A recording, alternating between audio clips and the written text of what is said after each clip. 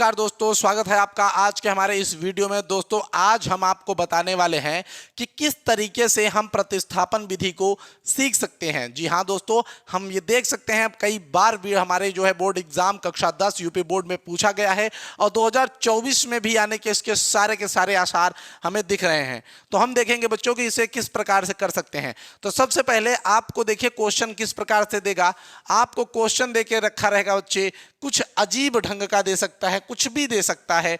तो मान लेते हैं कि आपको कोई एक क्वेश्चन दे देता है जिसमें आपको दे दिया कि 1 बटा कुछ भी आप मान सकते हैं, कोई दिक्कत नहीं है। बटा मान लीजिए, हम सीधा सीधा क्वेश्चन कर रहे हैं। आपको दे दिया 3x - 2y बराबर 8 और 4x + 5y बराबर 7, आप 10 मान लीजिए। चलिए, तो आपको इस तरीके से देगा और कहेगा कि भैया इसको प्रतिस्थापन विधि से, किस विधि से दोस्तों? प्रतिस्थापना विधि से हल करिए। तो इस विधि से आपको हल करने को कहेगा। तो ये क्वेश्चन याद रखिएगा दोस्तों, कम से कम आपका 4 नंबर से 5 नंबर के बीच ही ये क्वेश्चन पूछा जाएगा बच्चे। याद रखिएगा, 4 से 5 नंबर के बीच में ये क्वेश्चन आपसे पूछ लिया जाएगा कि प्रतिस्थापन विधि से हल करके दिखाइए। तो मैं आज आपको सिखाने वाला हूं प्रतिस्थापन विधि। वीडियो को छोड़ के मत जाइएगा बच्चे, बहुत ही काम की वीडियो है बोर्ड एग्जाम्स के मदद से। और अब आप कहां से इस वीडियो को देख रहे हैं एक बार जरूर बताइए, हमें बहुत अच्छा लगता है।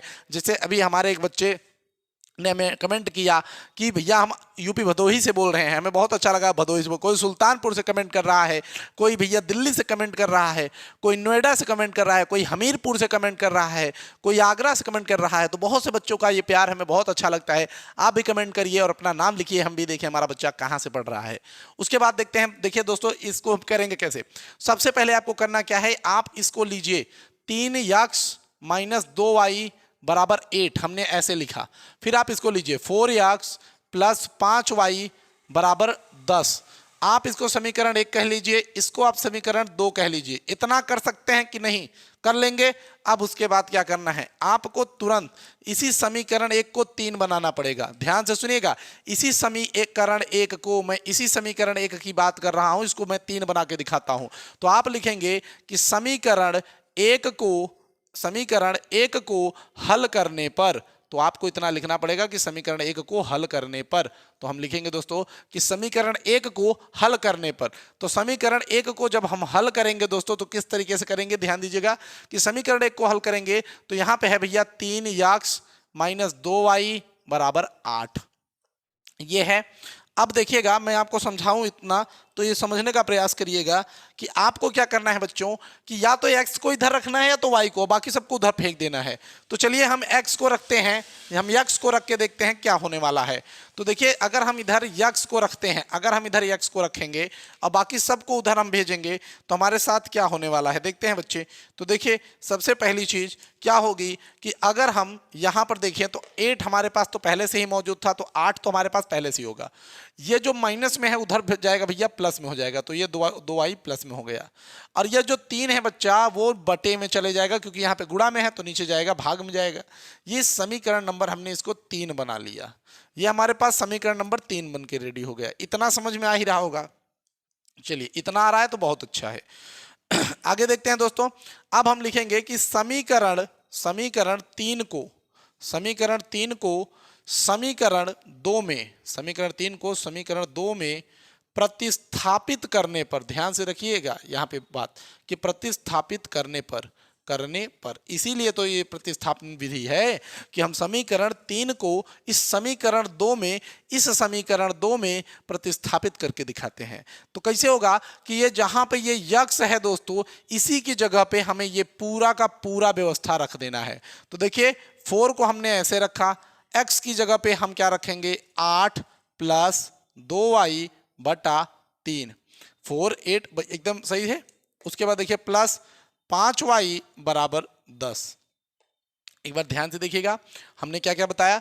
हमने सबसे पहले यहाँ पे ये चीज करी कि दोस्तों ये 3x - 2y 8 था। हमने क्या किया कि x रखा इधर, 8 को वहीं पर रखा हमने, -y को जब उधर भेजा तो भैया -2y हो गया, +2y हो गया।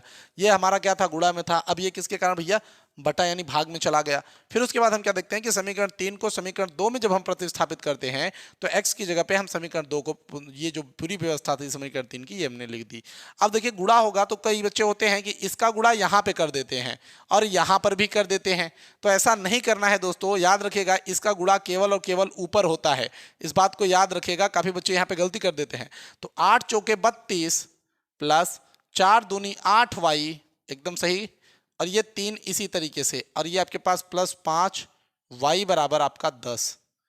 अब क्या होगा, ध्यान दीजिएगा, मैं इधर बता रहा हूं कि ये 32 है, आप इसी तरीके से लिखिए, 32 है प्लस 8y है, 8y लिखिए। अब ये देखिए 3 का गुणा आप 5 में करेंगे तो 15y हो जाएगा, और ये पूरा का बट्टा कितना हो जाएगा दोस्तों, 3 हो जाएगा, और ये आपका 10 है, ये आपका 10 है। ये कितना है बच्चा, 10 है। ठीक, अब इधर ध्यान दीजिए, इस 3 को हम 10 से गुणा करेंगे तो ये 32 प्लस 8y और 15 को जोड़ देंगे दोस्तों तो ये 23y हो जाएगा, और इसका हम अगर इधर ले जाकर इसको गुणा कर देंगे, इसको इधर लेके जाएंगे, भाग में है, इधर जाएगा, गुणा हो जाएगा, 30 हो जाएगा।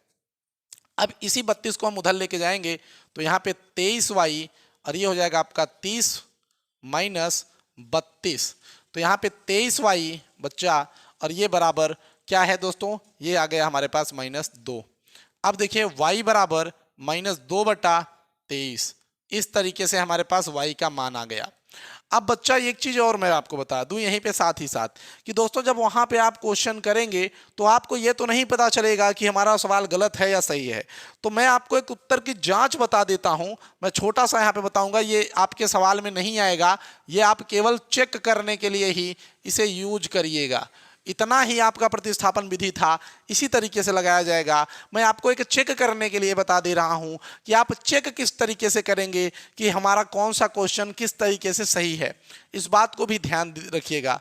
तो चेक करने के लिए मैं बता देता हूं, जो y का मान आया है और जो आपका x का मान आया है, जो आपका देखिए यहां पे भी क्या आ गया, अभी आपका ये y का मान आया है, ठीक ठीक, अभी x का मान बाकी है ना, तो ये देखिएगा, ध्यान से देखिएगा, अभी मैं चेक करने के लिए आपको बताऊंगा, लेकिन यहां पर आपको क्या करना है दोस्तों, सबसे पहले आपको यहां से y का मान समीकरण 1 में रखना है। तो जब आप y का मान समीकरण 1 में रखेंगे, ध्यान दीजिएगा, अभी आपका सवाल चेक करना अलग है, समझिएगा, चेक करना अलग है, अभी आपका ये सवाल इधर लगा रहे हैं हम। तो y का मान समीकरण 1 में, y का मान समीकरण 1 में रखेंगे तो समीकरण 1 क्या था, 3x माइनस 2, y की जगह पे हमें रखना होगा -2/23, ठीक, और ये आपका कितना बराबर बच्चा 8, ठीक। 2 का गुणा अगर हम 2 से करेंगे तो ये माइनस और ये माइनस प्लस 4 हो जाएगा, तो 3x प्लस 4/23 बराबर 8, ठीक बच्चे। अब इधर थोड़ा सा मैं और फोकस करूंगा, ध्यान दीजिएगा, तो ये क्या हो जाएगा, देखिए यहाँ पर हमारे पास 23 का गुणा 3 से करना होगा, तो ये हमारे पास हो जाएगा दोस्तों 69, कितना हो जाएगा दोस्तों, ये हो जाएगा हमारे पास 69, देखिएगा ये हो जाएगा 69x प्लस 4 बटा का ये पूरा 23, और ये हो जाएगा 8। अब हम इसको इधर लेके जाएंगे तो ये हो जाएगा 69x प्लस 4 बराबर 8 गुणते 23। अब 8 त्रिक 24, ठीक, 8 त्रिके 24, हासिल लग जाएगा 1, और 8 दूनी 16, 1 17, 174। अब ये देखिए प्लस, ये प्लस आपका बराबर रहेगा, बराबर, और ये प्लस 4 रहेगा, और ये आपके पास 69x, इस 4 को हम उधर भेजेंगे तो 69x बराबर यहाँ पे क्या हो जाएगा, 174 माइनस 4, तो यहाँ पे हो जाएगा 69 बराबर 169x बराबर 170, तो x बराबर हो जाएगा 170 बराबर बटा 69। अब देखिए दोस्तों ये आपका x का मान आ गया, कितने का मान, x का, ये x का मान और ये y का मान, इन्हीं दोनों मानों को हम चेक करने के लिए दोस्तों रखेंगे तो हमें रियल वैल्यू पता चल जाएगी, हमें पता चल जाएगा कि वास्तव में हमने क्या सवाल सही किया है, क्या गलत किया है। तो देखिए अगर हम यहाँ पे मान रखते हैं तो ये है क्या बच्चा, देखो 3x माइनस 2y बराबर 8। उसके बाद देखिए 3 है, 3 रखिए, x की जगह पे आप किसका वैल्यू रखेंगे भैया, 170/69, तो ये हो गया 170/69 इतना।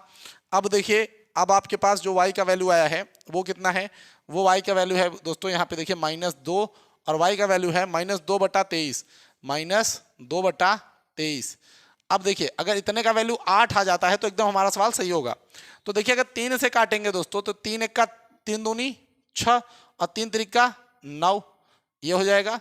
ऊपर क्या हो जाएगा दोस्तों 170/23, ये माइनस का गुणा इसके साथ करेंगे तो माइनस माइनस तो प्लस 4/23, इतना हो जाएगा बराबर 8।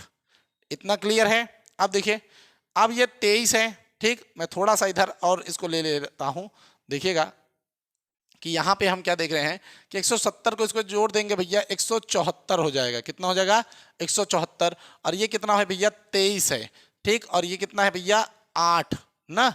अगर देखिए, अगर मैं इसी 23 को इधर लेके जाके गुणा कर दूं तो 174, अगर आप चाहें तो काट भी सकते हैं, कोई दिक्कत नहीं है।